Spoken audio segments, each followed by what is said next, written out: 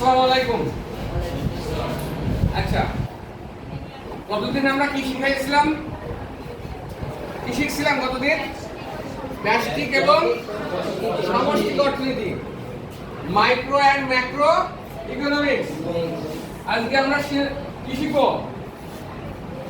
অর্থনীতির 10টি নীতি।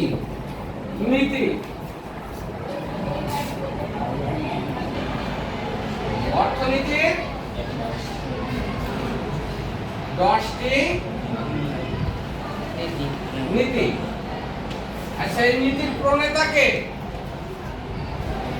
এই যে 10টি নীতি, এই 10টি নীতি কে প্রণয়ন করেন?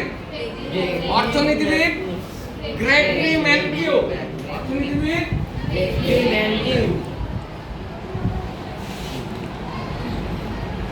গ্রেগরি ম্যানকিউ। আর একটা বিখ্যাত বই আছে, বইটা কি? যে বইয়ে নীতিটা প্রকাশ করেন, principal of economics. Principal of economics.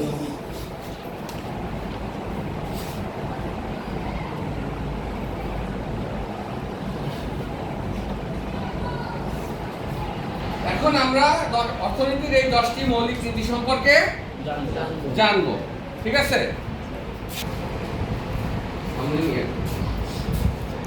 10টি মৌলিক নীতি। প্রথম নীতিটা কোনটা? মানুষকে কিছু পেতে হলে কিছু ছাড়তে হয়। People face trade of. সেটা কি? সেটা হচ্ছে, কে বলতে পারবে? আমরা যদি পছন্দ মতো কোনো জিনিস পেতে চাই, তাহলে আরেকটা পছন্দের জিনিস ছেড়ে দিতে হয়, তাই না? ধরো আমি এখন লেখাপড়া করছি, এর বদলে আমাকে কি ছাড়তে হয়েছে? আমি যে খেলাধুলো করতে পারতাম বা অন্য কোনো কিছু করতে পারতাম, এটা আমাকে ছাড়তে হয়েছে। তাহলে আমাকে কিছু পেতে হলে কিছু ছাড়তে পারে। এটা একটা নীতি। অর্থনীতির দ্বিতীয় অর্থনৈতিক নীতি কোনটা? সুযোগ ব্যয় বা অপরচুনিটি কস্ট। যেটা আমরা এর আগে বললাম, যেমন আমি চাইলে একটা জমিতে একই সময় ধান এবং পাট লাগাইতে পারি না? একই সময় কি পারি?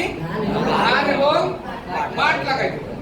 যদি আমি ধান লাগাই তাহলে ধানের অপরচুনিটি কস্ট কোনটা? পাট। আর যদি পাট লাগাই তাহলে তার অপরচুনিটি কস্ট কোনটা? ক্লিয়ার? এরপরে 3 নম্বর নীতি কোনটা? যুক্তিবাদী মানুষ প্রান্তিক পর্যায়ে চিন্তা করে। সেটা কি?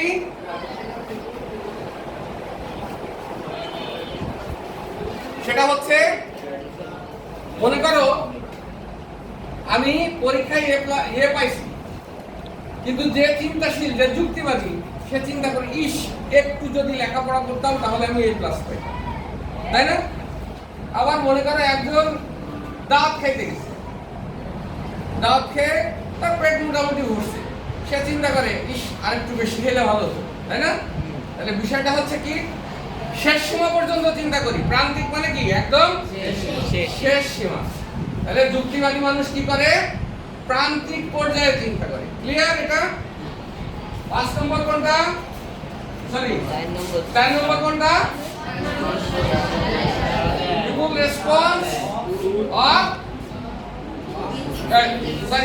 respond to incentives. মানুষ প্রাণোদনায় সাড়া। সেটা কি? যদি আমি কাউকে উৎসাহ দিয়ে কোনো কিছু বলি তাহলে, বা কোনো কিছুর অফার করি, তাহলে সে ওই কাজটায় উৎসাহ পায়। সেটা কেমন হতে পারে? আমি যদি শ্রমিকদের বলি যে তোমরা যদি একটু বেশি কাজ করো তাহলে তোমাদেরকে এই সুবিধাটা আমি প্রদান করি। আমি যদি, তোমার বাবা যদি তোমাকে বলে তুমি যদি এবার A+ পাও তোমাকে একটা সাইকেল কিনে দেবো, মেয়েদের বলে যদি আমি একটা ব্রেসলেট বানাই দেবো, তাহলে কি ওর ওই কাজের প্রতি আগ্রহ বাড়ে না? এটাকে ইনসেনটিভ বলে। Response to incentive.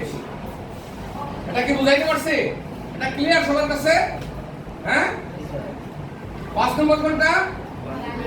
বাণিজ্যে সবাই উপকৃত হয়। Trade can make everyone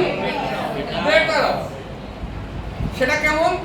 মনে করো যুক্তরাজ্য কম দামে গাড়ি তৈরি করে, কিন্তু আমরা কি করি?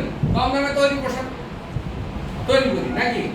এখন আমরা যদি তৈরি পোশাক যুক্তরাজ্যের কাছে রপ্তানি করি এবং যুক্তরাজ্য থেকে বা জাপান থেকে আমরা যারা কম দামে গাড়ি তৈরি করে তা আমরা সেখান থেকে গাড়ি আমদানি করি, সেক্ষেত্রে কি হবে?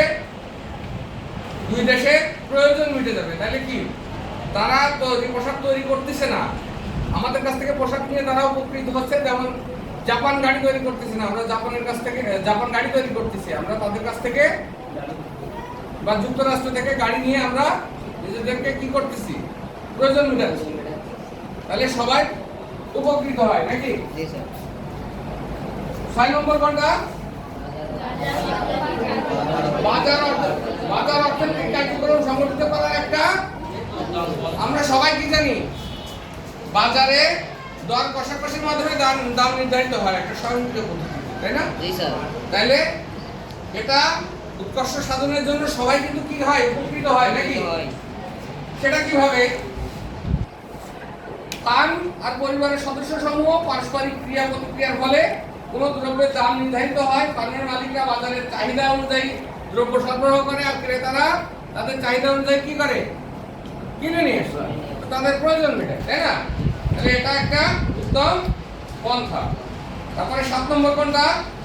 সরকার কখনো কখনো বাজারে নির্ধারিত ফলাফল উৎকর্ষ সাধন করতে পারে। আমরা কি জানি? বাজার একটা অদৃশ্য পদ্ধতিতে, স্বয়ংক্রিয় পদ্ধতি যেটাকে বলি, দর কষাকষির মাধ্যমে দাম নির্ধারিত হয়। কিন্তু যখন বাজার অনিয়ন্ত্রিত হয়ে যায় তখন কিন্তু সরকার এটার উৎকর্ষ সাধন করে বা একটা নির্ধারিত দাম বেঁধে দেয়। ঠিক আছে? বেঁধে দেওয়ার ফলে কি হয়? বাজারে ভারসাম্য রক্ষা হয়। ঠিক আছে? তারপরেরটা কি? 8 নম্বর, একটি দেশের মানুষের জীবনযাপনের মান নির্ভর করে সে দেশের দ্রব্য ও সেবা উৎপাদনের ক্ষমতা। কোন দেশ উন্নত, উন্নয়নশীল বা অনুন্নত, সেটা কি করে? সে দেশে কি পরিমাণ দ্রব্য উৎপাদিত হওয়ার ক্যাপাসিটি আছে বা উৎপাদিত হয় বা সেবা উৎপাদিত হয় তার উপরে সেটা নির্ভর করে। আর কি কি আছে?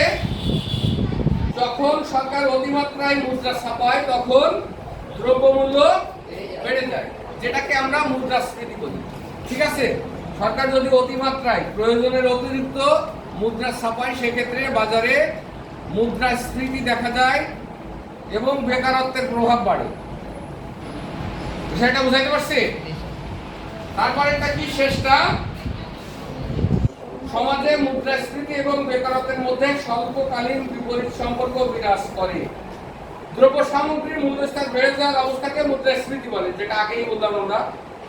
আর কোন শ্রমিক বাজার মজুরিতে কাজ করতে ইচ্ছুক কিন্তু কাজ পায় না, তাদেরকে কি বলে? বেকার। সাধারণত অর্থনৈতিক মুদ্রাস্ফীতি কমলে বেকারত্ব বাড়ে আর মুদ্রাস্ফীতি বাড়লে বেকারত্ব কমে। এই ছিল গ্রেগরি ম্যানকিউয়ের প্রিন্সিপাল অফ ইকোনমিক্স বইয়ের 10টি নীতি। আগামী দিনে আমরা অন্য আরেকটা বিষয় নিয়ে তোমাদের সামনে হাজির হব। আজকে পর্যন্ত সবাইকে ধন্যবাদ।